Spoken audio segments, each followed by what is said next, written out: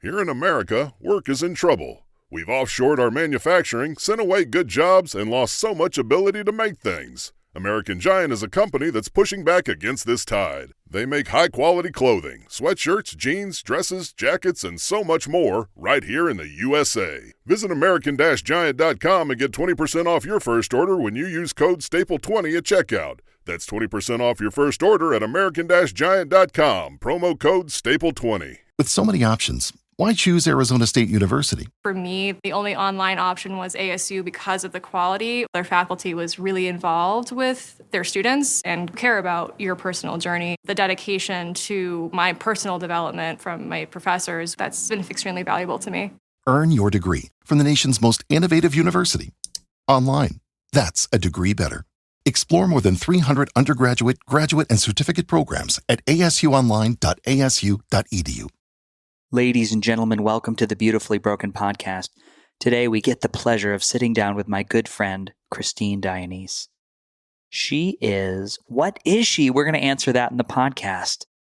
But her work is really where science and discovery meet human intuition and wellness. She is my go-to for any questions about epigenetics, transgenerational trauma, biological medicine, and more. I love her because she has an incredible success record with her clients, and she practices what she preaches. This is an incredible show, and we'll do a deep dive, and we may answer and explore the question, what is healing to you? She has been featured on the Dr. Taz Show, the Fullest Podcast, the Biohacker Babes. She has been published in Fullest Magazine, The Feed, Acupuncture Today, The Clever Quarterly, Foodista, The Merry Thought, and so many more. I implore you to stick around. She is a sage for our times. Let's jump on in. Welcome to the Beautifully Broken podcast. I'm your host, Freddie Kimmel, and on this show we explore the survivor's journey, practitioners making a difference, and the therapeutic treatments and transformational technology that allow the body to heal itself. Witness the inspiration we gain by navigating the human experience with grace, humility, and a healthy dose of mistakes. Because part of being human is being beautifully broken.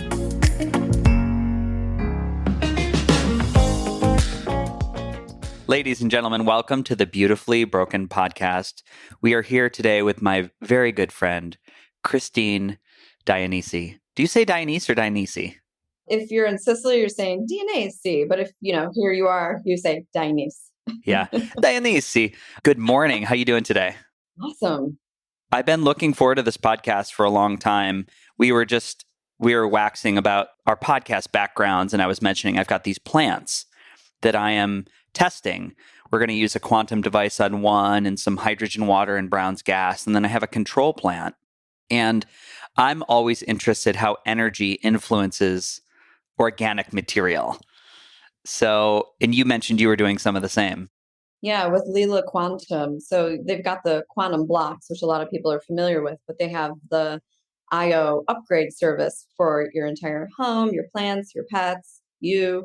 And so I'm singling out some plants here because my plants are doing incredibly well. I want to see what is better.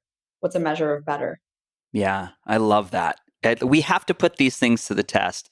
I was saying to a friend yesterday that I feel very full of information and data and knowledge, and I'm feeling called to work with people, to see 3 to 4 clients a week, to put my belief system on a body and see what is what. I've always done that to some degree, but it's been coming up for me that the gap of me getting my hands on someone and really holding someone accountable or seeing how this information sits on their body. Is there an upgrade? And I'm like, I need to do this on some level. Mm-hmm. Do you ever feel like that you're like, oh, I've got to put this on a body to see how it fits? Oh, absolutely. I've always had one foot in the research door, one foot out in the world with my clients. And they just kind of giggle when I have these discussions with them. They're, going, gosh, Christine, you want to account for so many different variables. And I'm just curious from an integrative perspective, what's moving the needle most? Or is there one little thing that, bam, could, just set the trajectory in an entirely different direction, right? Yeah. So this is why I love combining all these different frequency therapies. Yeah, it's powerful. I was listening to Peter Attia yesterday talk about his new longevity book, and he was mentioning how he was very resistant on the benefit of saunas for a while. And in his head, he's like, people don't account for the variables. Like human beings going in a sauna have a level of income and an allotted time of leisure to be able to go in a sauna. So how do you not play that out over 90 years and say that's part of the rhetoric? Now, he's since seen so much data coming from Finland and Norway. He's like, it's really hard to deny these longevity benefits. We just look over to Europe and ask, what have they been doing for 200 to 500 years? And let's face it, yes, here we're talking about a certain demographic, how people are able to spend. But over there, saunas have not always been fancy. They didn't cost $5,000. So people have been doing this out in nature. And then they brought it into their homes. And then they brought it into their community. So it wasn't just one sauna per house. We're talking about people together, which is another variable, how people live their lives, right? And saunaing together makes a huge difference. It really does. And it's funny you're bringing this up. I was on with an entrepreneur this morning who has a beautiful barrel sauna. Oh. That feels, I'm very frugal. It feels like a stretch for me. Mm-hmm. And at the same time, the sauna has a fireplace, a ceremonial fireplace in it. And it sits 6 people and it's a barrel sauna. And then we add in the idea that Texas is on this kind of funky electrical grid. And he sort of just wound up as a referral on the phone. And he was like, bro, we need to get you one of these. Let's get one in your house. And I was like, I think I'm saying yes. They're really cool. I mean, you're going to obviously have people with you enjoying it. So that's the house I've created. The house yesterday on Friday, I do a Frequency Friday. We had 19 people here doing amp coils and Flowpresso and Brown's gas. And I have a 1-person, you can get 2 in there, but I have a 1-person sauna. And I was like, I kept looking at it and thinking to myself, this doesn't work. And I'll often go to an imperfect sauna experience at the community gym, which is, we could argue it's dirty electricity and maybe not the ideal temperature and it's in a pool area. So it's just, you can feel the chlorine hitting the prefrontal cortex. For those of not in the belief system that chlorine is not the best thing for your brain, Google that one. It's a very powerful neurotoxin. But I'll often do that because I want to be around other people. Mm-hmm. And it's really magical, the conversations that come up in these communal places. And what does it mean for you, the aspect of community in healing? Where does this sit in the paradigm? It's a funny question to ask me, because if you were listening to conversations that I have with my astrologer, who's also my spiritual advisor, Danny Beinstein, she says, you're an alien. Just, you have to accept it. And you're a projector, human design. You're going to need your own alone time. But when you wake up and you want to share these ideas that you're so passionate about, you have to walk out your door and get out there and be with people. So it's easy for me to say, well, we're quantum. I don't necessarily need to do that. But with 80% of the world being generators, a different type of human design that I am, that is what they need. They need to be among one another, human to human. And so I think it's vital for all of us to be really aware of who we are. Instead of human doingness, human beingness, first become aware of who you are, your human design, these little nuanced things. And then you get to attend to your community with more awareness. You're contributing on a way that's super thoughtful.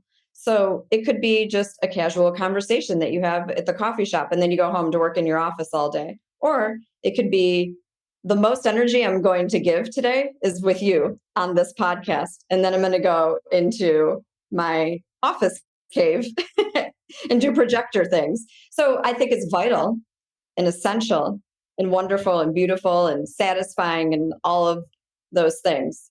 Yeah, that helps bring clarity for me. We're 7 minutes into this podcast, and I haven't really said, who is Christine Dionese? We were crossing each other on the street. Now, I want to preface to say, when I have a deep spiritual question that is related to health, that it's really on my heart. And I have a few people, I have 4 or 5 people that I consider my go-tos. You're on my list that I just so deeply respect your opinion and the work that you've done to educate yourself, the self-work that you've done with you and your family. And so I'd love to hear your explanation of what you do. I hate to say, what's your label? But if you could illuminate us. Thank you for asking. I've been in the healing space for a really long time, since I was a kid. And it's kind of like in the show White Lotus, when I forget their character names, but one of them asks, "So what's your life story?" And she says, "Well, I was born in San Francisco." And he goes, "Oh, we're starting at the very beginning." It's hard to not start at the beginning to say what you do, you know?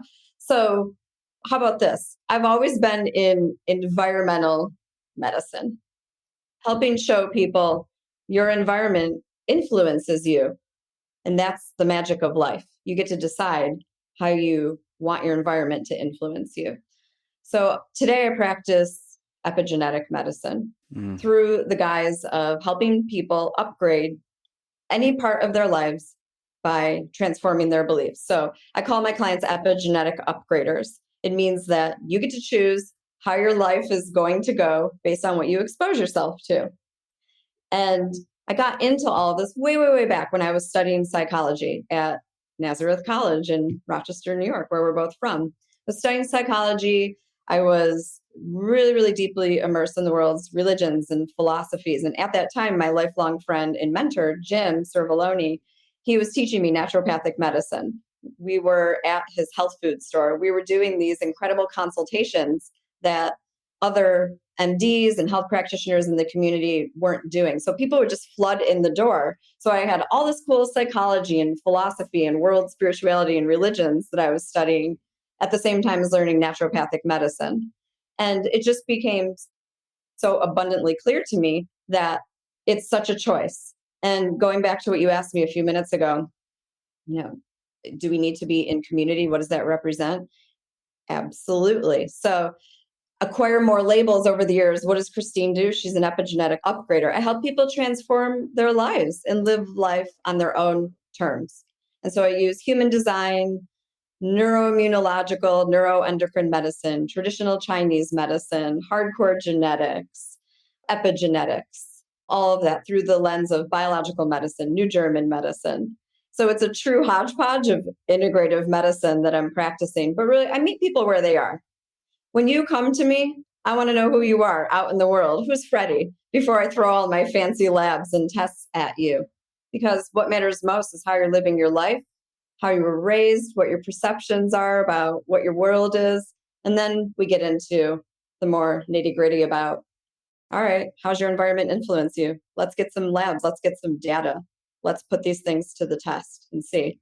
So Christine is an epigenetic upgrader. I practice epigenetic medicine at the belief level. I love that. I have also heard you use the term a concierge, a medical concierge, which I really enjoyed because that's business, Christine. That's business, Christine, but it resonated with me. Depending on where you're coming at this from, depending on the upgrade you want or the pain that exists in your life, which you need to navigate around.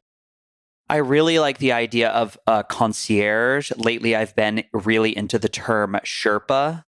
If you've ever done research into the country of Nepal and navigating Everest, you have these just sage-like guides that are native to the community that are I don't know if you've ever seen the Sherpas from Nepal. They're so cute, and their smile, they look half the size of an American. They're 4 times as strong. Well, they really resonate with me. I can get on their level eye to eye. Yeah, it is very powerful, this image. But I've had the experience lately, again, I go back to this term of fullness and needing to put it on a human being or let some of it out of my body to diminish my bias. And the idea of a guide or a Sherpa or a concierge is there's something freeing about that to me when I'm working with another human being, because a lot of my intuition on where to guide someone comes from the interplay, our interrelation. I don't know if that resonates with you. Absolutely. It's first like I said, it's first about your story, who you are, how you're living your life. And when you say you're meeting someone where they are, what that means for me as a guide and a Sherpa is I'm listening to the language you're using. What are your values? What are you giving meaning to? My mentor that I mentioned a few minutes ago, Jim Cervelloni, he would always say to me, you put the mean in meaning. And that's cute, right? That really resonates with people. You put the mean in meaning, how you give meaning to your reality. And how do you give meaning to your reality? It's based on what your parents, your priests, your grandparents, the churches, etc., taught you. And then you get to kind of pause and look back in reflection with me. And I ask you, are those your beliefs? Are those your values? And people go, well, yeah, of course they are. You go, are you sure? And you kind of ask people to prove it to themselves. And sometimes they can't, right? They realize that they've been making meaning of their reality based on other people's conditions, other people's values, what other people have given meaning to.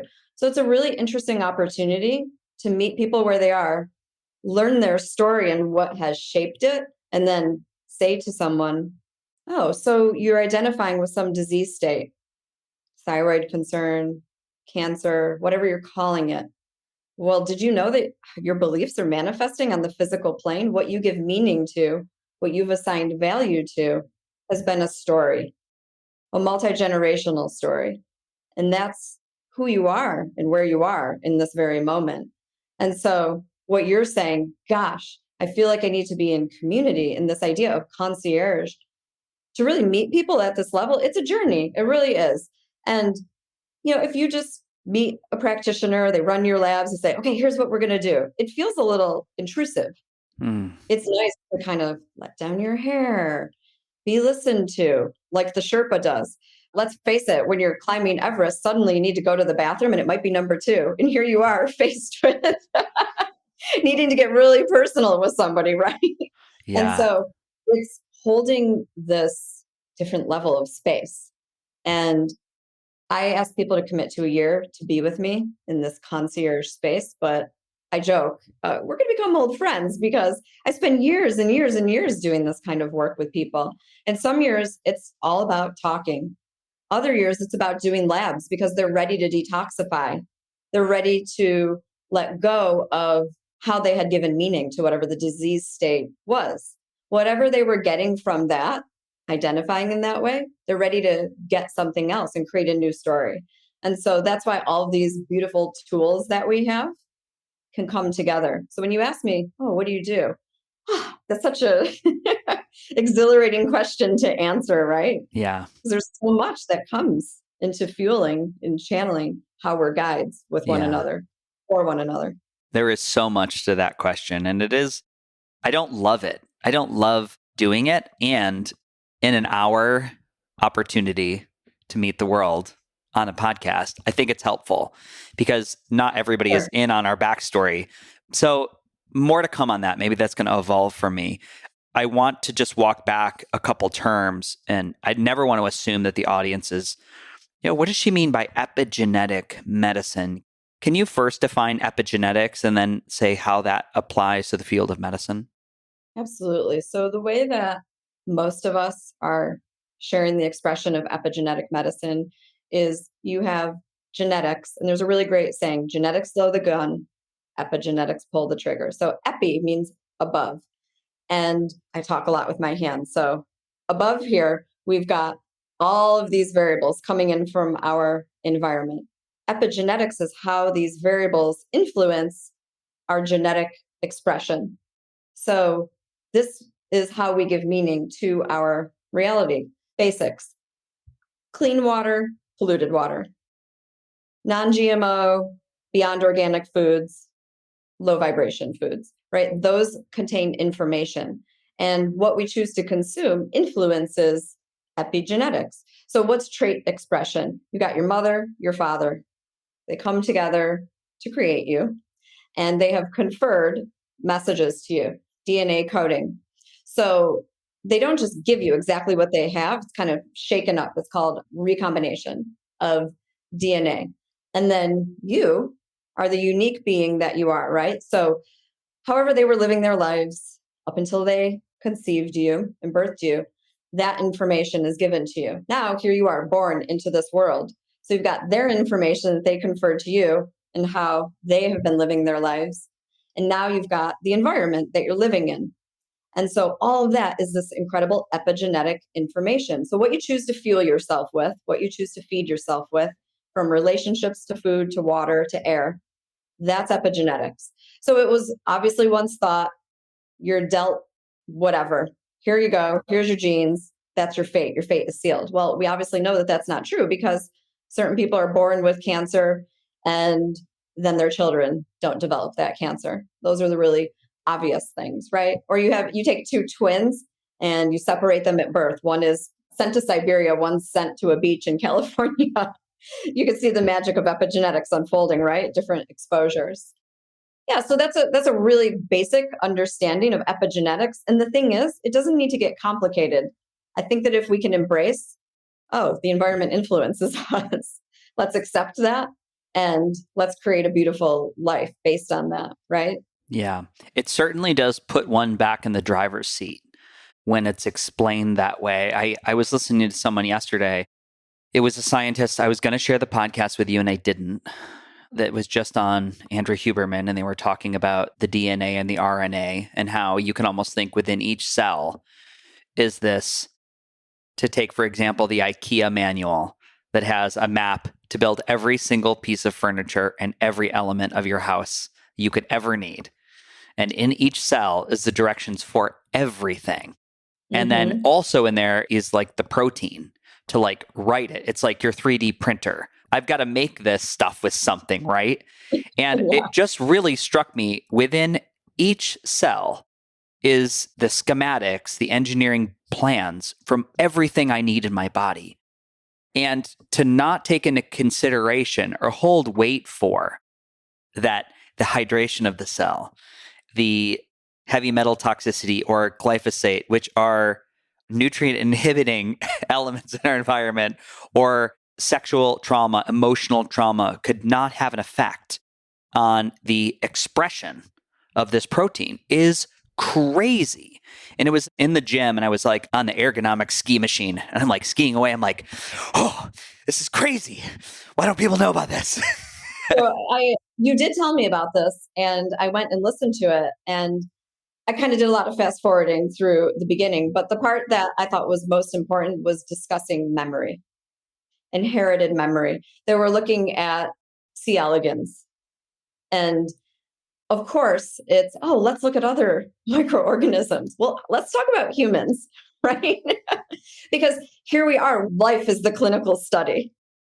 So when you go through and you read the show notes on that, it's really exciting. It's really inspiring. But then it talks about the limitations to empirical science. Well, we can kind of pull back that idea that there's a limitation, and we can be in community with one another, and we can start to record case studies among one another. This is why hearing people's stories is so important. I have this book behind me. I can't really reach it. It's by Mark Woolen. It's called It Didn't Start With You. It's kind of like, okay, up here, great-grandfather, grandfather, my dad, they're telling him, he sucks, he sucks, he sucks. Then my dad's like, you're wonderful. I love you. You're amazing, right? He was the epigenetic upgrader. He stopped right there. So he's the proof that these limitations don't exist. Because what did he do? He remembered something within his heart. All right, if we want to go measure it, we can look at our cells. We can look at what the cell is made of. We can look at what's in the nucleus of the cell. We can look at the nano information in cells these days. So I think it's really important to be sure to tell people, sure, empirical science is limited, but whatever we haven't figured out to call this clinical proof, this everyday walking, talking, remembering, that's what we call it in this community, the remembering data. And be talking about this part more. This is what your Reiki practitioners are doing. They're helping you remember. This is what a psychic is doing. And then we bring a little bit more science into it. We get into your human design, right? That's your Myers-Briggs, biochemistry, genetics, epigenetics. So we are seeing the marrying of all of these different data points, I think it's really time for you to host a podcast where you've got all the different players in the room. Your more psycho-spiritual people with your Hubermans and Sinclairs, and I don't know, I'll jump in the mix and help you field everybody. Oh, I would love that. I would love that. It would be a fabulous live event. I do think blending worlds is so powerful because you lose something when you fall into the need to have an expert on, or they're an expert, which means they're highly intelligent in one area. And generally, to become the expert, they've had to ignore lots of other viewpoints to do that. So I do think there is a time and a place to integrate these. We're building a bridge between different ponds. Mm-hmm. Before we go on, I just wanted to mention that there's multiple examples of this, but there's a great study on NIH, National Institute of Health, looking at intertransgenerational transmissions of stress within human beings. And the really painful experience that we have is the Holocaust. And we can look at different physical disease states that are more prevalent in survivors of that experience. And the numbers are quite profound. There are other examples in which this exists within subsequent generations. But you mentioned to me maybe like 2 months ago that a mentor had told you, Christine, I've released the need for proof or the need to know. Can you remind me of that quote? And it was so profound. Yeah, it was Danny Beinstein that I had on my podcast. And I take listener questions now before I get onto the podcast. And I said, Danny, I have a lot of listeners who want to know about the science behind astrology. And she knew I was going to ask this question. So I had no idea what she was going to say. And she started to kind of get into the science a little bit. She goes, you know what? Let me back up. This is what I've learned. The burden of proof is not on me. It was so profound. The burden of proof is not on me. It's not up to me to prove to you that you can change epigenetically. I'm here to plant the seeds. I'm here to bring the horse to water, etc. But it's not up to me. I can't heal you. You already have what it takes within you, right?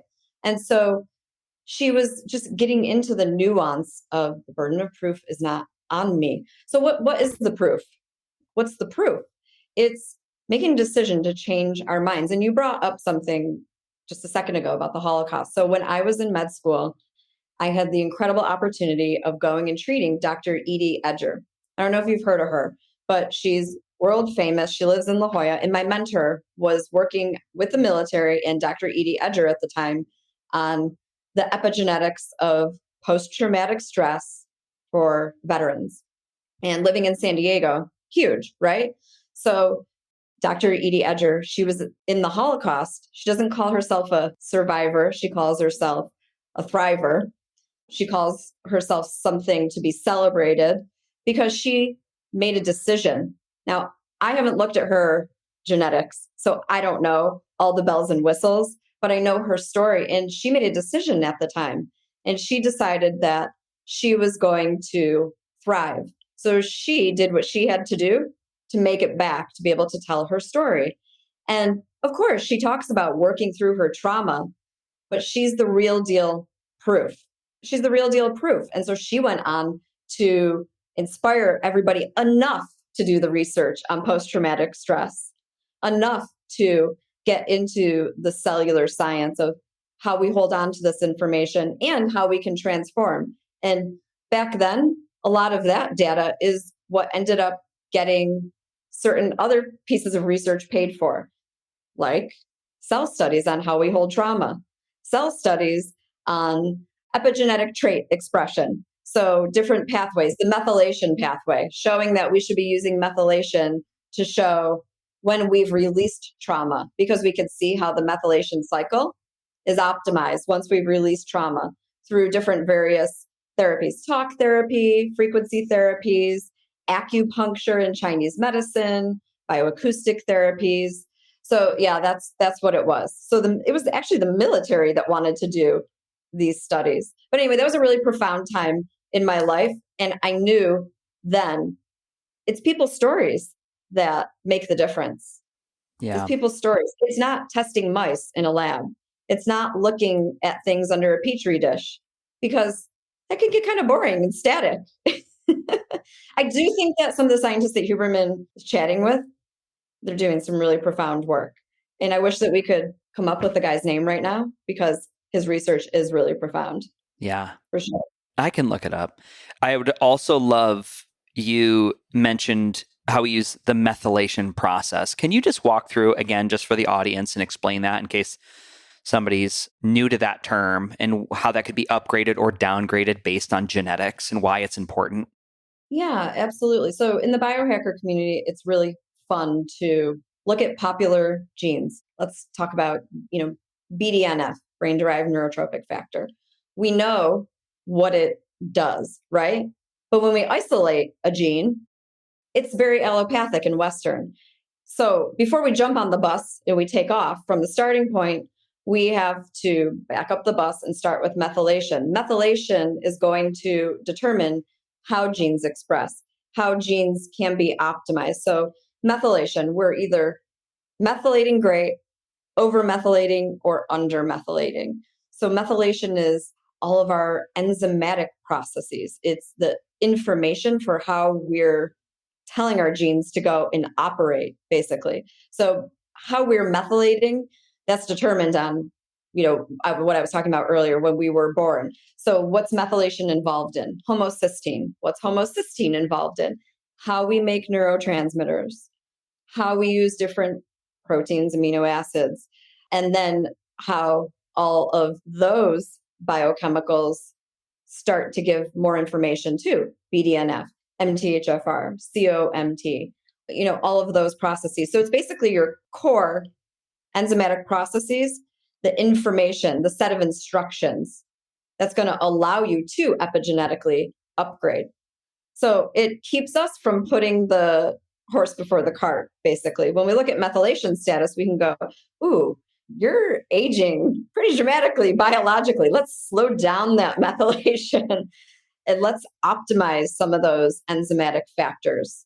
And that's what's giving instruction to the rest of the body on how it does all the wonderful things that it does. That's a really basic understanding of it without getting in too crazy. Yeah, we could do a methylation podcast, but I think it's helpful to understand when I hear you do that explanation, I'm reminded of the time an intervention can take to deliver felt and an experiential result as far as somebody who's struggling, right? I don't think that people always understand. You're like, well, if I take this onslaught of B vitamins and methylation support, what does that look like? I think I'm always reminded, there's one of my favorite, I guess I have a chart somewhere, but I'll also Google it. How long does it take each system of the body to regenerate?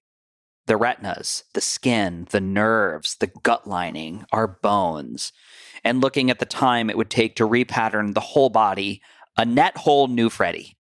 And when you think about the thing you're going to add, and maybe it's just, I'm going to wake up and do 45 minutes of sun gazing in the morning. I'm always going to go to bed at the same time, and I'm going to change the quality of water that I drink. Theoretically, just hydration alone, that could have a pretty profound effect, but it may be felt in that next version of myself, which is however many years down the road.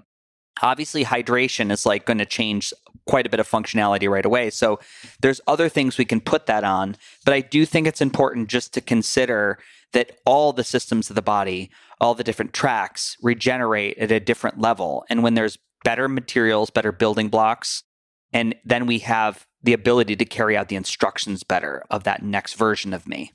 Yeah, and we're talking about something really nuanced, methylation. And you bring up hydration. Some people don't even know what it means to hydrate. They think I'm turning on the tap and, sucking down some water and backing up and asking, well, what is a cell made of? Before we give it information, let's ask what it's made of.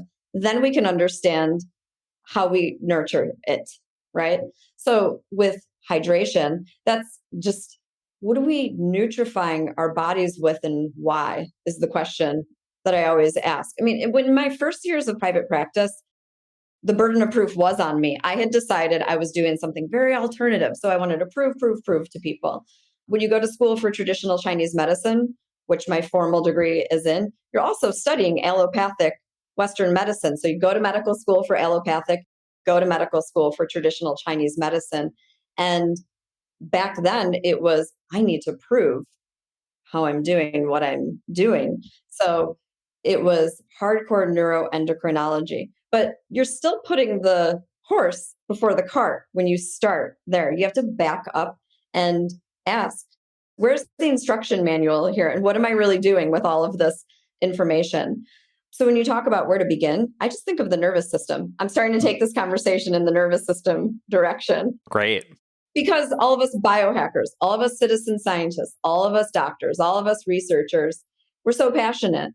And if we don't have a basis to begin from, where are we going and why, right? So how about you? When you're talking about how you want to disseminate all of this research, whether it's intellectually talking about it or with the therapies, I imagine that you're having a conversation with people about their nervous system, where life is at, right? And then that gives you an idea of, ooh, they're probably over methylating. They're probably under methylating. Yeah. And just because of the level at which I am, or the conversations I have as a Sherpa right now, I will always default to the idea, or we can create a shared belief in which, wait, there was a time in which you weren't suffering under chronic rheumatoid arthritis and your spine wasn't fusing and you didn't have brain fog and you were relatively happy. Your body was functioning perfectly well until it wasn't. So let's just remind ourselves that we have a body that self-corrects. And somewhere along the line, you picked up information, whatever that information was, and we changed the expression. So I will often find great empowerment in that we have a self-healing, auto-correcting body with a million processes happening at the same time every second that we don't yet understand. We're in our infancy of how we're understanding this, right? The Petri dish is a great example. It's like, that's not, a cell in a Petri dish is not representative of how it exists in the quantum computer that is the body. There's so much more information happening from cell to cell to cell. Just think about how the body is influenced on light alone. Just the light that the body is exposed to. It's incredible. So I will always go back to there. And let's try to remember, let's try to repattern, and talk about this. What happens when a body is in parasympathetic? Our rest and digest. I always say parasympathetic, the idea of a parachute attached to the body and it's just slowly gliding down to earth with ease. Feel that. Yeah, I feel that. And I am very aware in my recent, 2 years, pandemic probably induced that I was like, oh, I catch myself a lot. And I was like, you are revved up, or we started the podcast with a few deep breaths. And you feel like, oh my God, go in for 7, hold for 4, out for 8.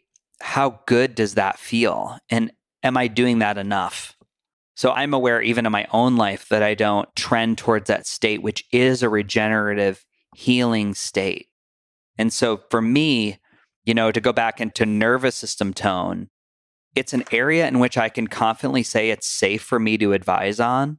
Mm-hmm. I'm not going to hurt anybody. I know it to complement the energy production in the cell.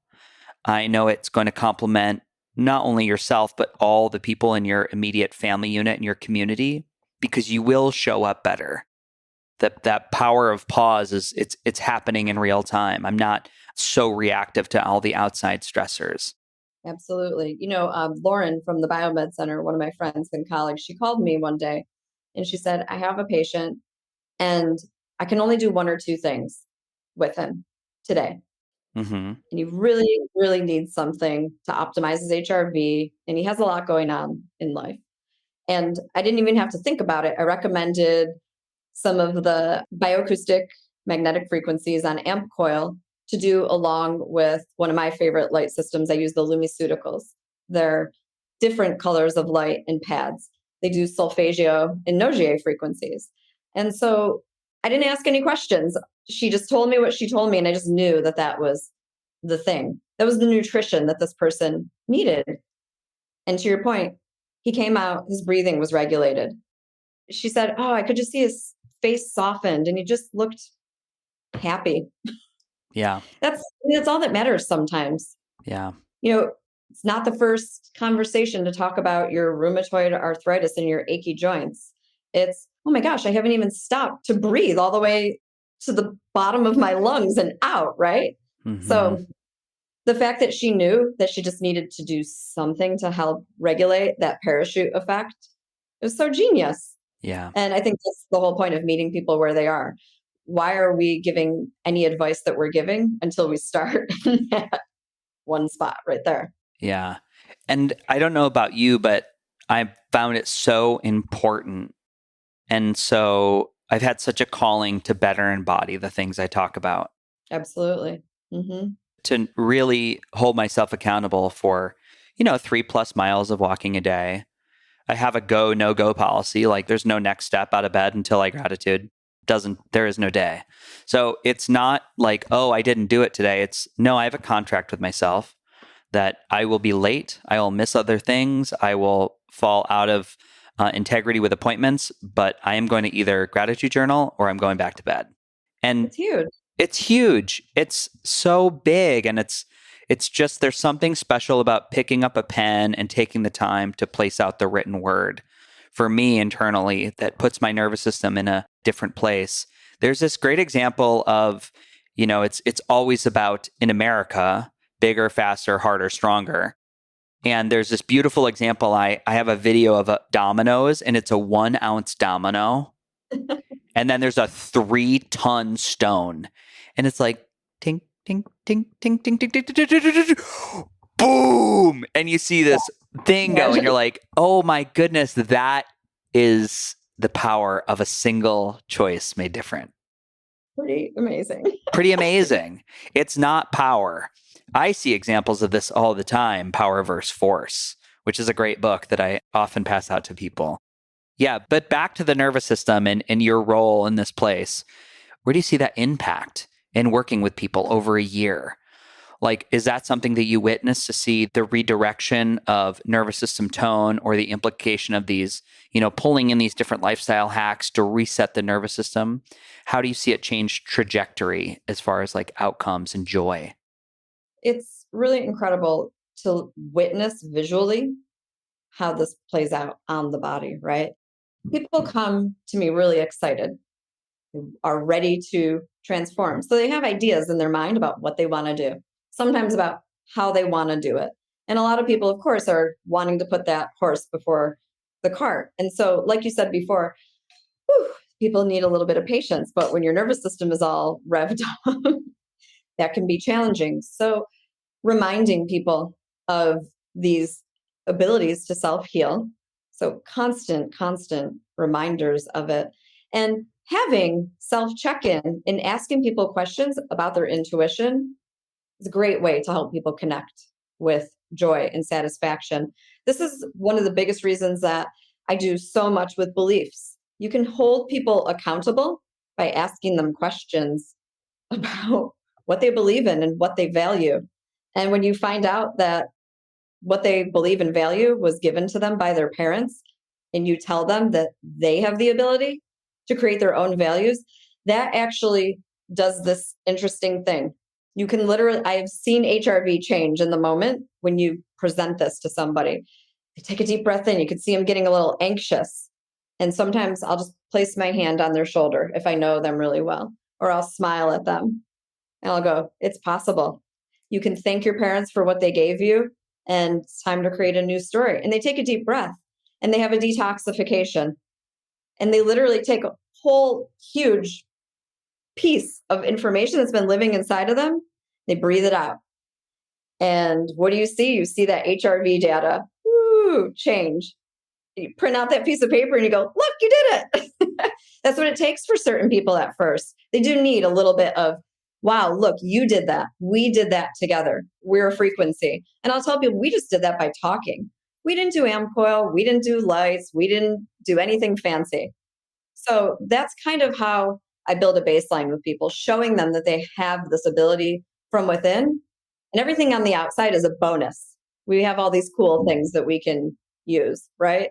So it's sort of where I start with a lot of people. If 80% of the world are generators, people who are all amped up, you need to show them something really tangible right from the get-go.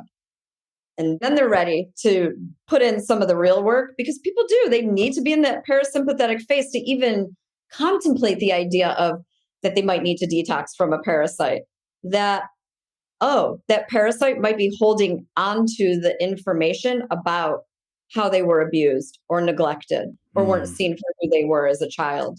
You can't just go to third base on the first date. Yeah. I mean, some people can, but you know what I mean? Yeah. So in biological medicine, I mean, what I've learned from biological medicine from, Dr. Tom, Dr. Droba, all of those guys, it's that you have to prepare the body to receive. You have to prepare the body to heal.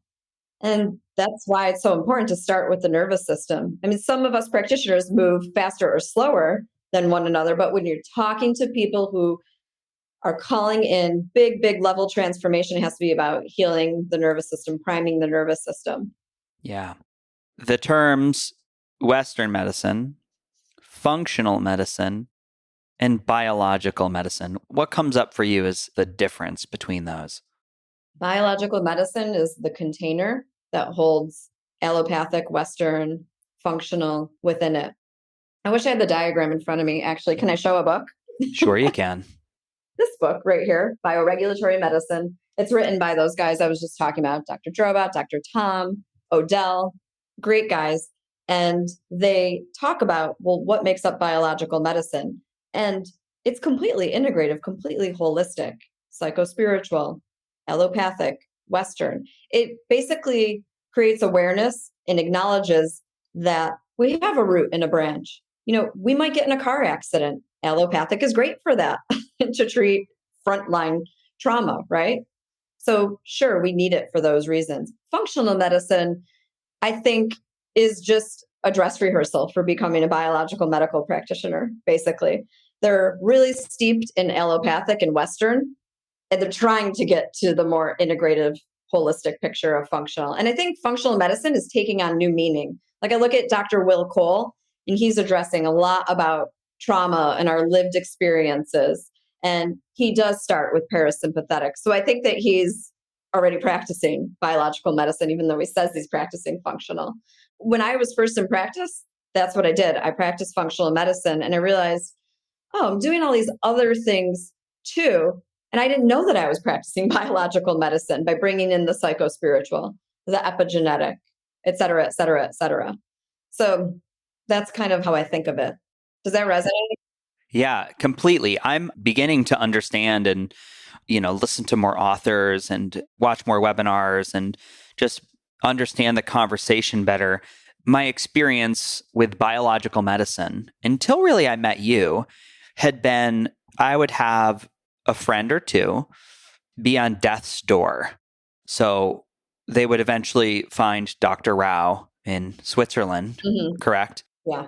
And so they would get on a plane and they would go to peristalsis and, they would try to recover from just devastating neurological Lyme disease and really with a mixed bag of results. Mm-hmm. And so I always had an opinion or a taste in my mouth of it that was not great, only because I would watch. And again, this is just like the 4 or 5 families that I would watch, have no other option. And all of a sudden there's stories of hope from overseas. So in a very American way, they pack up their bags and they pool their funds together and they go over, assuming when you leave there in a month, you're cured. Yep. Yeah. And not realizing that there's an incredible amount of work to do after. Mm-hmm. So I understand the limitations of our get her up and get her done American psychology. Very much the quarterback gold star mentality is problematic in healing. It really is forcing it. So the more I learn about it, the more I understand, why you drink the weird mossy soups and why you eat a certain way and why there's the different temperature therapies to put the body back into a state where it can receive these immunotherapies and the injections of mistletoe. And it's fascinating. It's fascinating. And I do get it. It's such a different conversation we're having with the body and the body's nervous system.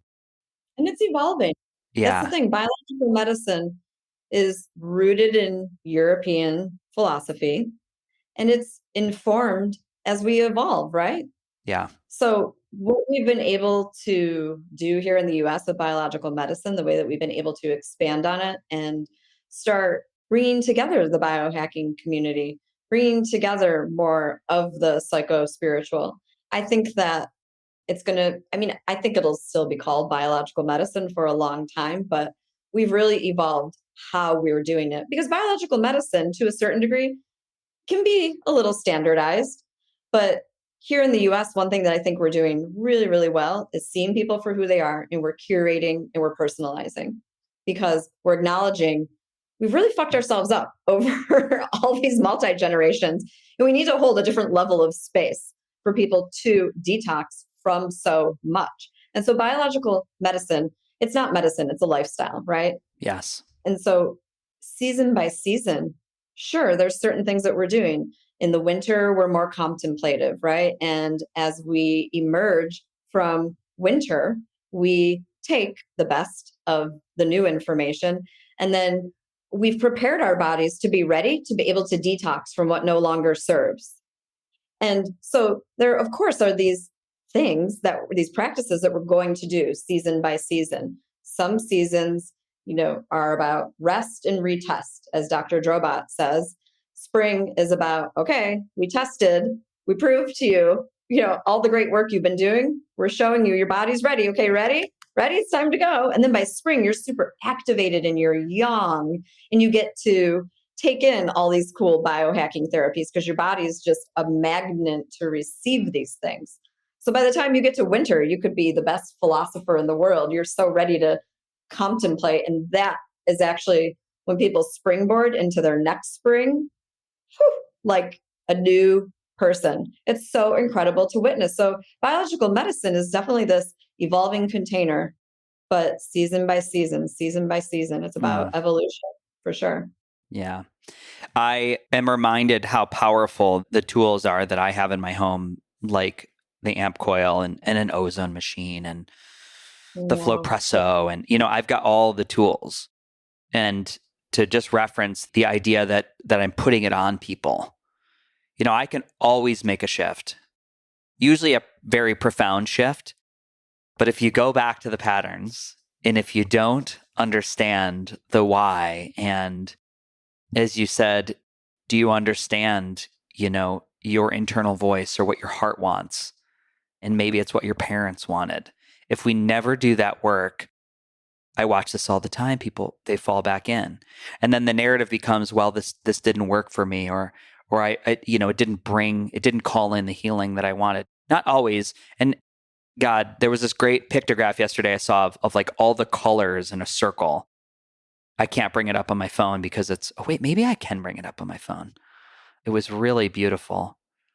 Is this? No, I don't have it on my phone. It was just like in nature doesn't do binary. Nature exists on a spectrum, and it can be incredibly beautiful and it can be violent. Mm-hmm. The way nature exists. But I'm reminded of like this ability that we have so many great tools, and so the science and the technology, we can always make the shift. But the long-term behavior change, the long-term shifts and holding these new patterns is existent on rewriting the story. Mm-hmm. And I've got one of the most rock star practitioners in Austin. His name's Caleb Greer. He's a nurse practitioner, and it's one of the better interviews I've ever done. And I was like, tell me, you've got the transcranial magnetic stim, the blue cube, you have, all the machines, hard-shelled hyperbaric chambers. And I was like, give me the modality in which is most profound in creating shift in a human being. And he was just like, mental, emotional, interrelating. He's like, he loves the Jordan Peterson's authoring suite of writing out your story. Yeah. He's like, I have to know your version of your story, because from that, I'm going to draw out. And then we're going to apply biochemistry and the genetics and all the other things. It was just really refreshing that people are building this into a model. Everyone's talking about it, Freddie. Yeah. Yeah. It's so profound and basic at the same time, right? The yin and the yang. Yeah. To think that somehow what was I telling one of my patients? Do you ever play with color forms when you were a child? You know what those are? No. It's a scene on a piece of cardboard. And then the color form is where you're changing the scenery around. But usually the background would be nature. It would be a forest. It would be, at the ocean or in outer space. and you're stamping on the little color form, which is usually a person, your pet. You're moving things around. And it's almost like people think that they're somehow detached from outer space or the forest, etc. And like you said, nature can just be like flowing down the lazy river or violent like an avalanche. But we're part of that. The same thing is going on within us. And so this nervous system thing, when you're having these initial conversations with people, it's a level of acceptance that you want to bring them to. So they realize exactly what they're made of. Yeah.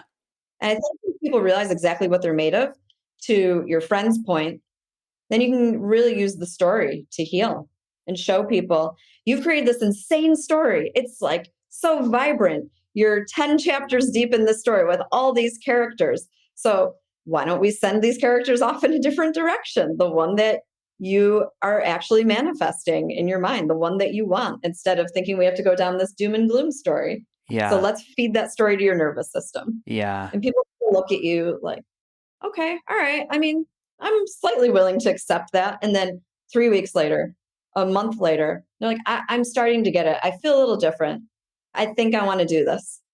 So it takes people sometimes 1 to 3 months to even decide that they're willing to take the risk.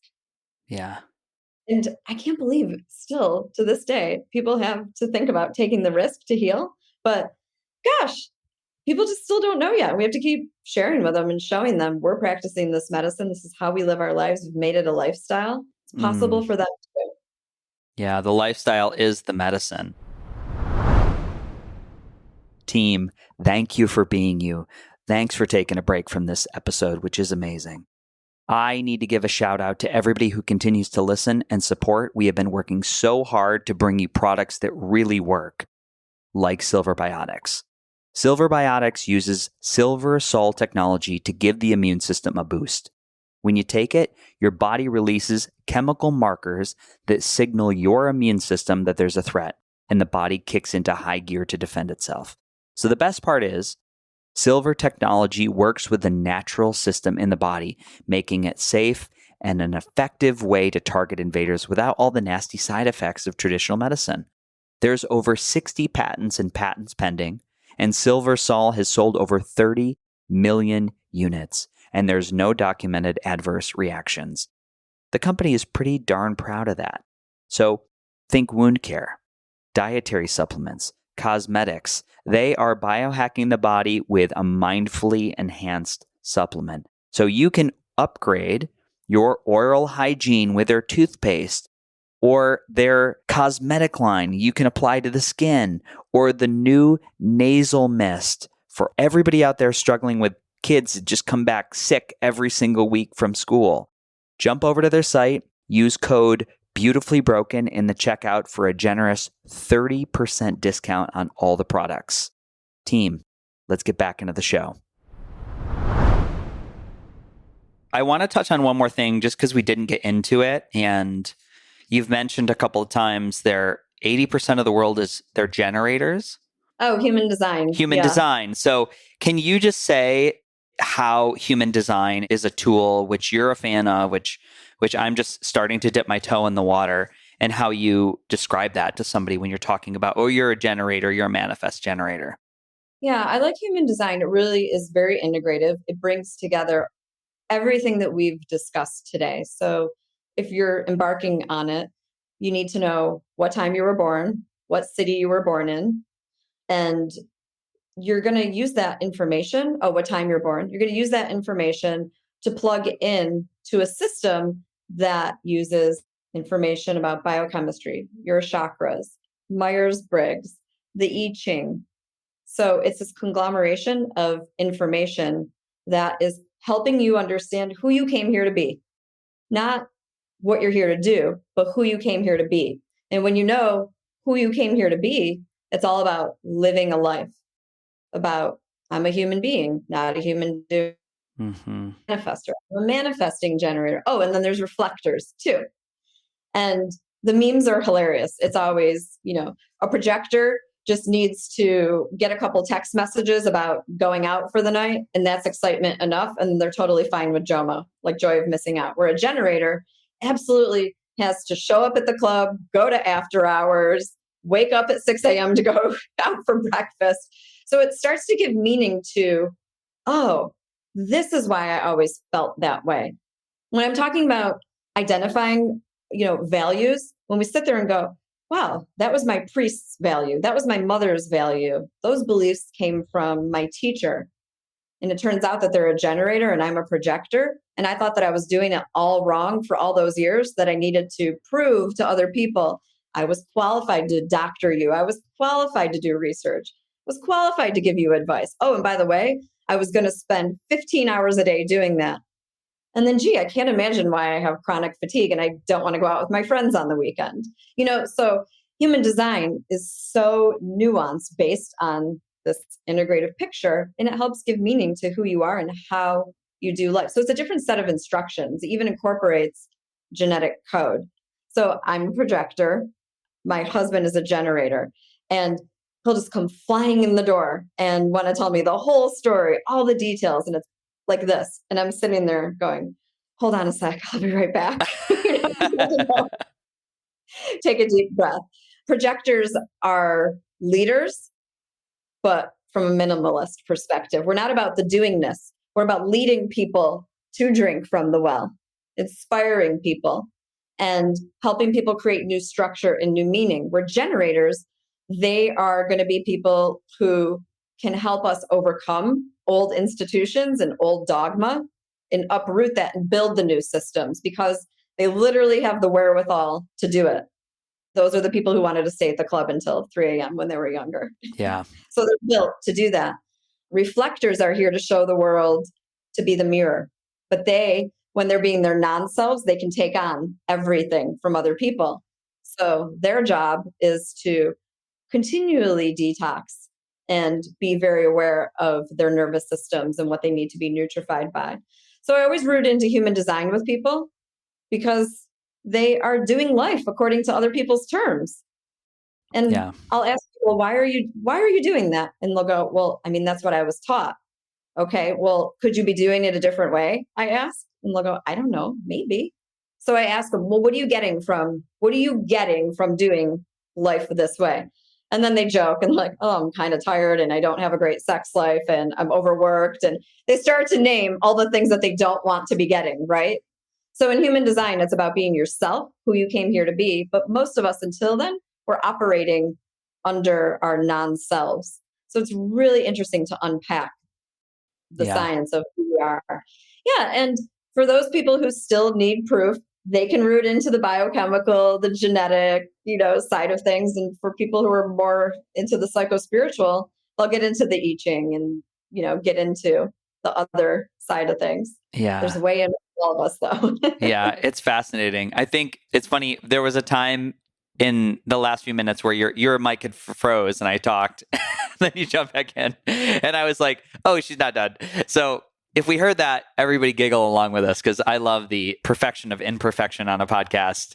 I was giggling because I'm looking, and this always blows my mind, is how spot on some of these descriptors are for a manifest generator. Like the first time I read it, it sort of blew my mind. Manifest generator archetypes are multi-passionate, multi-hyphenate individuals with a ton of varying interests and lots of energy. And I was just like, Right? I was like, who is that? That's me. Absolutely. Like, I love playing the human design. That's always fun, obviously. Yeah. I got the app that you told me to get. I've had like a sign-in issue. So I was like, I'm going to buy this app. And I loaded it on my data. And it's like, unlock the clues, Freddie, on your app. It's like, I've loaded up on my phone. So I'm going to jump in and really explore what that means for my body and how I can better use that tool. But my question for you is, this is another podcast. How is the information laid out in time through the stars, through your birth date, through your birth city, through your birth time, and reflective in how I am as a person? It blows my mind. There's like, it truly is, you're like, okay, this is the matrix, because you read enough of these things, you're like, that's exactly like spot on for that person. Yeah. And Danny Beinstein, when she said on my podcast, the burden of proof is not on me, what she really meant was it's written in the stars. It's written in the stars. There it is. If you take 10 astrologers and you ask them a core question, they're looking to the stars. Mm-hmm. And so when we talk about what's empirical and what's not, that's relative, frankly, right? And so if I look at you and I'm like, wow, you're living your life this way, and this guy's living his life that way, and this one's living his life that way, I can clearly see your human design. I guess, the whole, how is it? You're just talking about human design right now, but how is it for DNA? How is it for anything else? Right. So it's nano, it's quantum. That's honestly the answer to all of this, because what are we doing now that we couldn't do before, or we didn't know that we could do? We work with multi-generations, and we literally change genetic expression. And we have the tools to observe that. We have our friends and go, wow, you seem like a different person. Okay, we have that. But we literally have this information that shows us when we go from living life from our non-selves to ourselves, right, through the lens of human design, we can measure that on a DNA test. We can literally see that genetic trait expression has shifted. That is so wild and cool to me, that we have this trajectory of information and where data is crossing, right? So how we're living our lives and the way it's unfolding, and then the way that we're conferring this information to our offspring, oh my God, that is just so incredible to me. And we have the data to keep showing it and showing it. It's nano, it's quantum. Yeah. It's subatomic. Yeah. It's just the cheesy saying, we're all made of the dust of stars. It's true. We can measure it and show it. Yeah. That's incredible. It's not woo-woo. I don't believe it to be woo-woo, but I start to, your head starts to spin once in a while. You're like, oh my God, what are we doing here? Which is helpful for me to define once in a while. Sure. What am I doing here? What am I trying to, because the funny thing is, it's like my dad's generation or his dad's generation, you needed to build something that would make its mark on the world, that would last for air quote ever, which now seems silly to me. I was like, nothing lasts forever.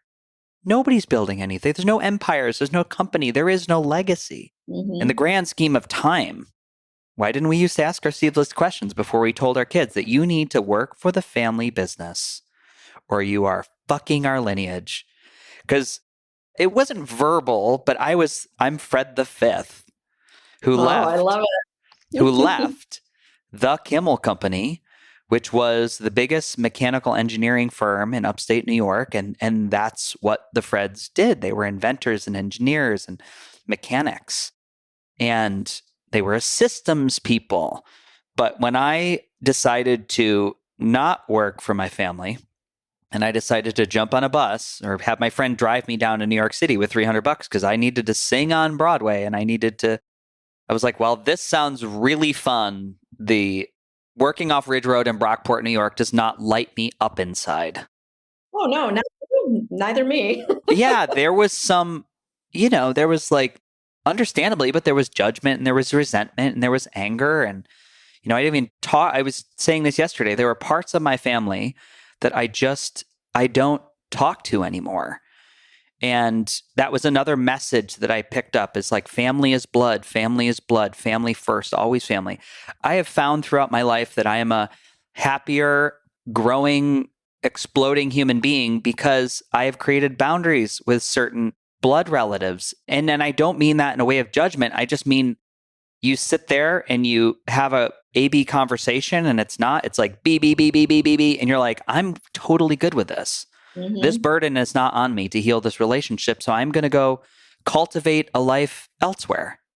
When I first started practicing, my neuroscience professor and I shared an office, and, he said, Christine, all relationships are negotiable, even the ones with your family. And that really stood out to me because I'm Italian, and I have had a very celebratory experience of family relationships not being negotiable. That wasn't even something that I ever really thought of. So, you know, that really took on meaning for me, or I gave it meaning. And I really started listening to people's stories differently and found some stuff in my own family story that I didn't really like. And I, healed through that. But by and large, it's true, right? All relationships are negotiable. And what you just said about boundaries and putting the things in place to give meaning to what matters most to you. It's funny that you described your family as engineers and systems peoples and inventors, because I mean, that is what you're doing. Yes. You're highly innovative. Obviously, you're just sharing that gift, along a different trajectory. But to answer, you weren't asking me this question, but to answer the question of why am I even here, right? Reeling ourselves in. Some of us don't need an intellectual answer for that. There's just an inner knowingness that we're here now to be here now. Yeah. And there doesn't need to be an intellectual explanation. It's an inner knowingness. Yeah. That's really cool. And that's how I sort of make joy out of being here now, not staying stuck in the past and not creating too much future. Just having fun, being enjoyed, being satisfied. Yeah. I totally agree. And I want to say that I feel called to say I deeply I love my family. I love my family on all levels and all imperfections and all nuances. And it's really interesting to explore, what I have like we just said, it's on the now, but I have no idea what the future holds. Who knows how that relationship evolves? And, I have the best parents in the world. And truly, I always think back on this when I woke up in the hospital in Rochester and they were like, "You're full of cancer." My whole family, my whole big Rochester family was they were packed into the little pre-surgery waiting room. Everybody was in there. And every big surgery I had, they were all, they would come to the waiting room at Strong and they would wait for me and they would take turns visiting me. And just there is just unconditional love there that is beautiful in those family ties that bind. So I want to add that for the family members that don't listen to this podcast. Wow, that's really sweet. Yeah. You are a lover of all. Yeah. Yeah, I love meeting you. We didn't talk about how we met, but it was really cool how we met and didn't know we were from the same place, the same age, born in the same month. I thought that was really neat. Yeah, it really was. We met at I always want to say the Biohacking conference. Why can't we just settle on a name? The Upgrade conference, Dave Asprey's event.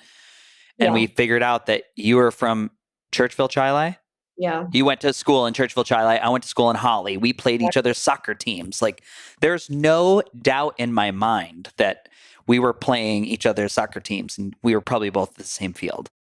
Absolutely. Yeah. It's wild. Well, I'm glad we decided to get on the bus. You went to New York City, I went to California, and we met because we're epigenetic upgraders and we decided to listen to that inner voice and go for it. And now we're showing people that it's just possible for them too. Yeah, I certainly believe that it is possible. And man, I'm feeling really called to do this life book work suite and write out my story as of late, as I'm going through some time commitments in which I'm shifting up how I'm spending my time on the planet. I'm very, very, very, very excited.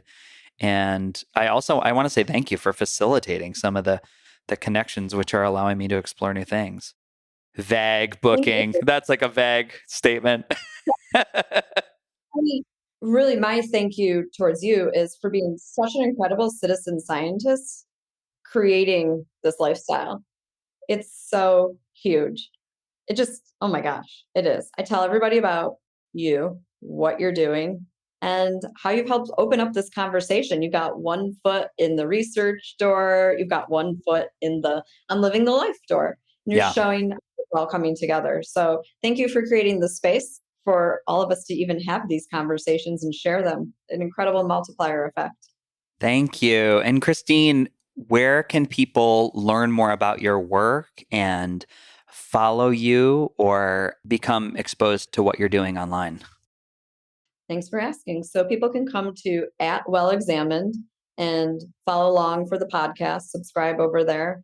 And then my Instagram, which is personal, is @ChristineDionese. And you get a good expansive of who I am and how I'm living my life. I'll be talking about all the things over there. Yeah. And then final question, the Beautifully Broken podcast. What does it mean to you to be beautifully broken? To just be humble and open and always embrace Shoshen, beginner's mind. You can never just be an expert. Just to embrace beginner's mind, be willing to listen. Yeah, that's beautiful. Stay Curious is going to be one of the first podcast t-shirts when I find the material that I want to print a t-shirt on. And I'm working on that right now. Oh, I love that. Yeah, you need to write that book for sure. Stay curious. Love you. Thank you so much for having me on today. This is really fun. Of course, we'll do more. We've joked that we could have done like 20 podcasts by now because we have these conversations that just feel so on fire. And we'll do more. And I would just, I would always invite you whenever the inspiration rises to say, I need to talk. Let's hit record in the future because I think it'll be a value to everybody else. And are you going to any events this year? Any live things that you're going to be attending? I literally have 0 things on the calendar right now. Whoa. Yeah. Can you believe that? I mean, I have obviously lots of stuff on the calendar, but no events, no trade shows right now. And that honestly feels really good. I was trying to force my schedule a bit and it wasn't working. So I had to take a step back and look at why that was going on for me. Stunning. Yeah. For the biohackers in the audience, I would love to know if you had a magic wand and you could just have any tools like in your home, and you could build like a little circuit.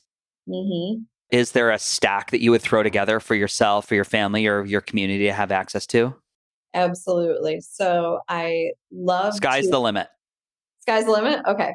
Well, I'm kind of a minimalist. So this is what I find is the best for me and my people all the time, right? So start off with a nice juicy flow presso. So I would have that set up going. And then I would jump into some EWAT, do some oxygen, get going. If I was having a lazy day, maybe I would do some Nano V and just kind of kick back and chill. But then I would love to do lumiceuticals, different multivarious lights along with amp coil. And then I would get a really good, juicy IV. Like that would be a good, I'm going to do this 3 days a week for me. And then everything else is a bonus. Yeah. That's the way I look at it. Sauna is so basic that I don't even include it because I think everybody's saunas these days, but I guess I should mention how important that is too. But yeah, we didn't have a whole podcast about Flowpresso, which we could have. One of my favorite tools ever. Yeah. Anytime you're feeling any which way and you need to get out of your head and into your body, that is a really incredible quantum therapy. Yeah. A mere 20 minutes, even if you don't have too long. Yeah. Makes such a wonderful difference.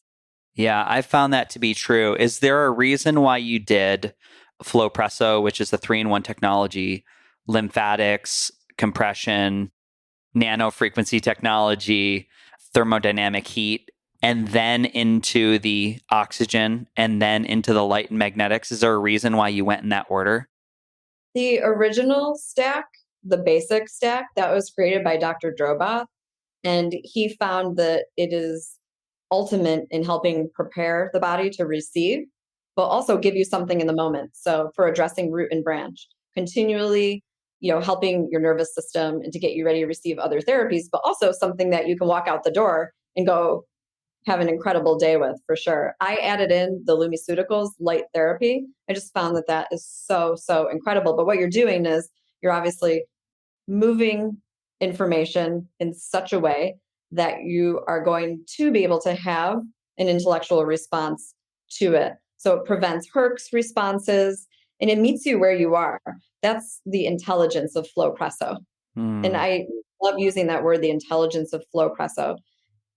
Desiree, our friend, the creator, she always, when we ask her, well, what settings should we do for people? She'll answer, well, where is this person on their journey? Are they strapping in for a ride in the race car or, Yeah. So I love starting off with that to kind of prime the nervous system to wake certain things up. And then you're feeding the body oxygen, right? You're feeding the cells oxygen, and then give them some, you know, AMP coil, give them some PEMF, Yeah. get those electrons doing their thing. And then obviously we're nutrifying from a methylation perspective with our personalized IVs. And I just do the light therapy according to whatever's going on in that person's life or my life. Maybe they need a little green light. Maybe they need a little red and green light together.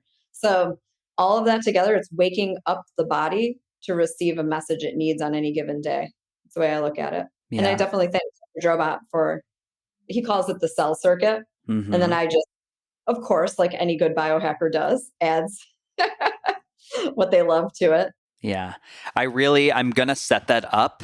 I have that here. It's funny. I've been doing the Brown's gas with Flowpresso because it's easy. It's a nasal cannula and you can stack it on. So it is electronically expanded water. It's oxygen. It's molecular hydrogen. And that's been a great stack, letting people run those together. And then if they want to get on the red light afterwards with the vibration plate, which that the light path LED pulses all the Nogier frequencies. So I can set whatever I've had. I've had really good results on 40 hertz, especially people with any type of a concussion syndrome, post-concussive event in their lives. Really, really, really good. I mean, 3 times through, just different energetics. Yeah, I'm interested to hear how that combination works in tandem with or better than putting someone in a hard chamber, for example. And I think a lot of that is just the nuance of personalization, meeting a person where they're at. Yeah. Yeah, I like the idea of the root or the tree being Flowpresso. Even in Ayurvedic medicine, it's always lymphatics first, which Absolutely. I'm really feeling into that right now. But the opportunity is that, like, I have an EWAT here. I have 4 full body light panels. We have Flowpresso. We've got tons of amp coils. So we've been thinking about, my neighbor has just built out a 1,500 square foot backyard facility. And we've been thinking about running it, once in a while. What would that look like for a community event? Mm-hmm. To just get people in on a Saturday and be like, okay, guys, Saturday's cell circuit day. And just, you have to figure it out. It's like, what's that look like? Who's facilitating? How are you compensating those people? Because the thing that spins me out sometimes with all this is all the things we've talked about, they cost money and they're not super expensive, but I guess it's all relative. I'm like, everything we mentioned's under like 10 grand. It's not that awful, but there are many people who are paycheck to paycheck. So how do we bridge these worlds? Or is it through proving it out, mass adoption, that we get a trickle down effect and these things just start to become more affordable? Do you have any thoughts on that? Yeah, absolutely. So I think I shared this with you in conversation on the phone. One of my old clients who was working with me on a consultation by consultation basis, back when I did that and I was switching over to Concierge, she said, I can really appreciate what you're doing, but it's kind of classist. Yep. And I was really triggered by that, not upset with her, but I felt that initial, I need to prove to her that that's just not true. And so it took me a little while to think about, what does the multiplier effect embodied really mean for me in the way that I'm attracting the particular clients that I am. So most of the clients that I work with, they're rather affluent. They are influencers. And I'm also blessed and in gratitude that they're very philanthropic. So they're embodying real change and they want to give back in a more meaningful way. So my work is collect all of these people and also guide them on how that they can give back. And so, yes, I think that mass adoption is, obviously necessary because that drives down the cost because there is enough for everybody. So there's different ways to get to that point. Yeah. But when we're working with somebody who may have more financial resources than some others, it is really educating them from a sociocultural perspective. These demographics tend to end up with rheumatoid arthritis, Lyme's, et cetera. And it's really a lot of incredible proof of epigenetics. I mean, look at demographics. Yes, of course, someone who's affluent and wealthy can certainly develop a disease state that, somebody else isn't. But when you're showing people how things are playing out socioculturally and they're getting to experience healing, if they are an ethical, heart-centered person, they're going to want that for everybody, right? Mm-hmm. So a lot of my clients have begun shifting their give, if you will, in a much different way, and doing scholarships with the Marion Institute, for example. Mm-hmm. The Biomed Center just started a new 501c3, and they want to create a scholarship. It would be great to, have these conversations with our more affluent clients more and more and more, so that they understand, where everybody else is at, so to speak. So it's not classist and it's available to everybody. Yeah.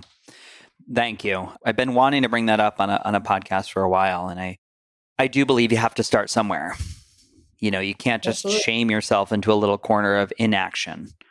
We have to be led, and we have to listen to our heart when we're being called somewhere. But it is good to remind ourselves, okay, there's a way to get in. And I do think that, like you and in biological medicine, the readying of the terrain, the sleep hygiene, the insulin management, the daily movement, the mental, emotional, the spiritual practice, those are mostly free.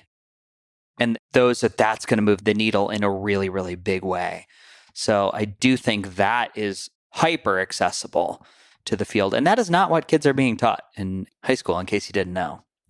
And just teaching our young kids that they deserve to receive, and they can always, when they're obviously at the age to understand this, receiving and sharing and staying in gratitude and what that really means. I mean, I'm not a big Facebook person, but every single city has Buy Nothing Chi-Line, Buy Nothing Rochester, Buy Nothing LA, right? And Wegmans from our hometown. There are people that work there that distribute all of the almost expired organic food. And, I was talking to a few people about this, and one of the girls, she said, I was feeling shame about accepting this food, and I should have been feeling gratitude, but nobody taught me what it even meant to feel gratitude. It was just an idea. And as soon as I learned how to feel gratitude, I started going over to my neighbors and just telling them about receiving. And when I told them about receiving, they started giving. So when we talk about this multiplier effect, embodied and being in community, it's about feeling confident that you can share. Yeah. To begin with, there's so many little components of this. So for those of us who feel confident about being in conversation, it literally is about just talking to everybody that we can and asking questions and bringing more people to the conversation. I love talking to little kids. Not that I've treated them like adults, but no baby talk involved. I want to know what they give meaning to and how they see their reality, et cetera. And I listen to how they're raised and the language that they're using and whatnot. And I just knew with my daughter, I wanted to take her out in the community and to show her that there's nothing below or above. We're part of this system called humanity. And maybe some days we need to be on the receiving end of something. Most days will be on the giving end. And maybe that's just a smile. Maybe that's a hug, just giving the invitation, basically, that these things are possible. So I'm kind of going off on that whole thing of how we tell people and how we can lower the cost of things for people. But there's just so much more to share. There really is enough for everyone. And it's just like being willing to walk out your front door and just go to your neighbor's house. A lot of people don't even talk to their neighbors, so I know. Yeah, I guess the exercise for today is, I don't know, go talk to 3 random strangers, go pop up on your neighbor's door with some herbs from your backyard, whatever you can get. Yeah, the guy that I'm working with here he's been in a bunch of car accidents.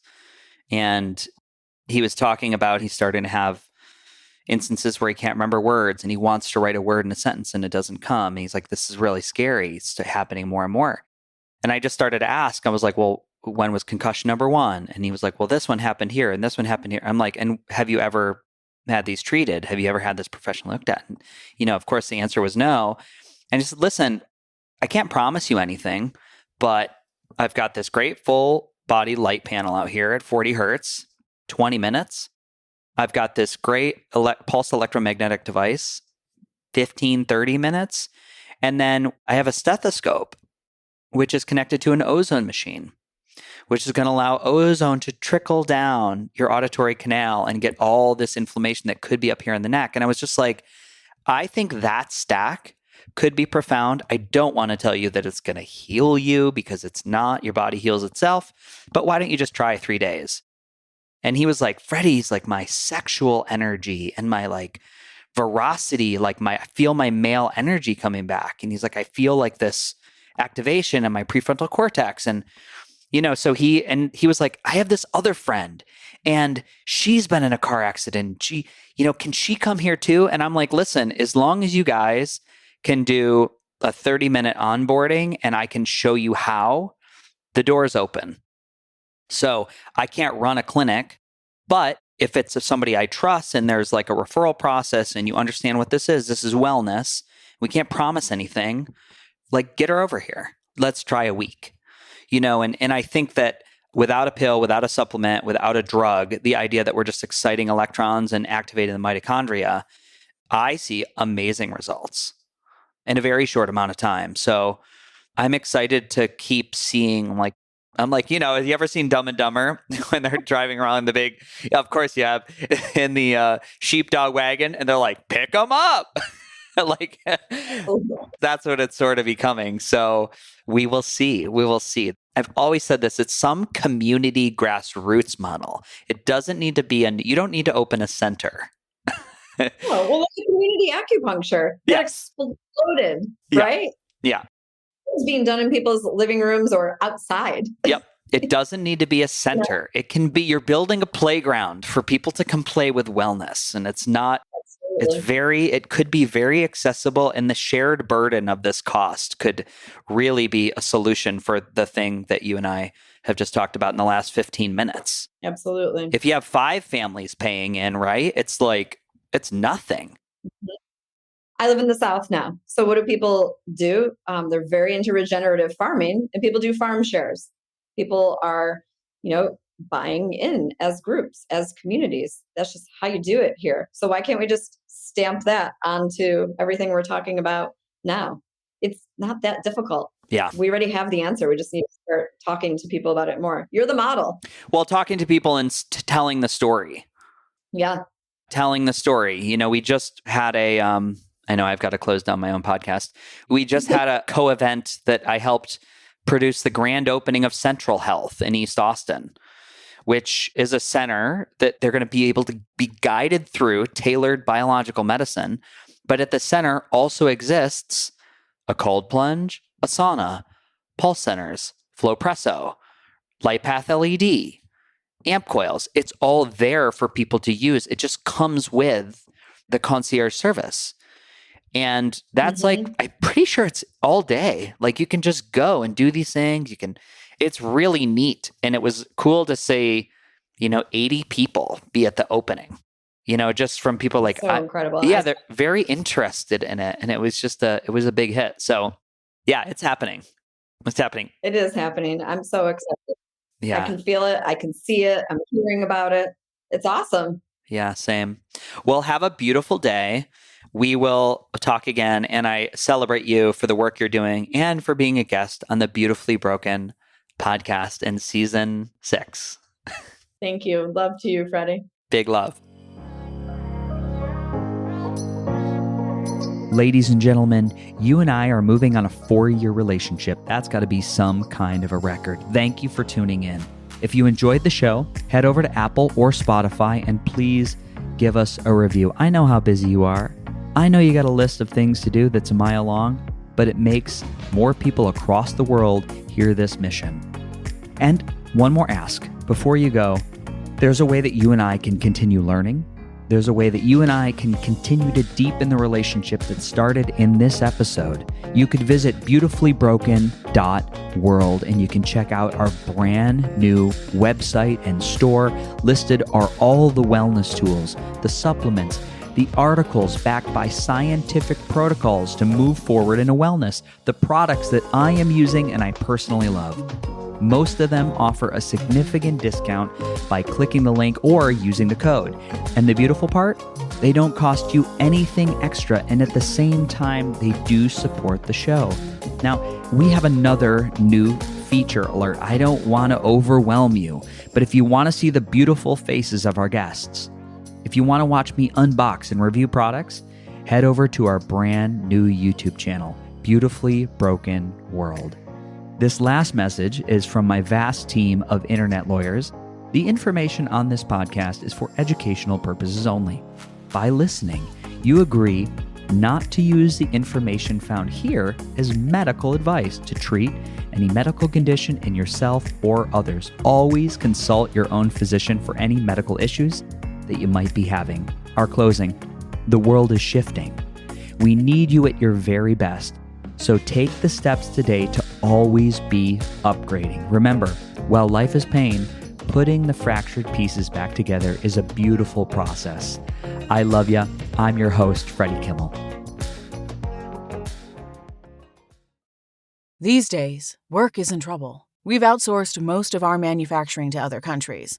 And with that, we sent away good jobs and our capability to make things. American Giant is a clothing company that's pushing back against this tide. They make all kinds of high-quality clothing and activewear, like sweatshirts, jeans, dresses, jackets, and so much more, right here in the USA. So when you buy American Giant, you create jobs in towns and cities across the country. And jobs bring pride, purpose. They stitch people together. If all that sounds good to you, visit American-Giant.com and get 20% off your first order when you use code STAPLE20 at checkout. That's 20% off your first order at American-Giant.com with promo code STAPLE20.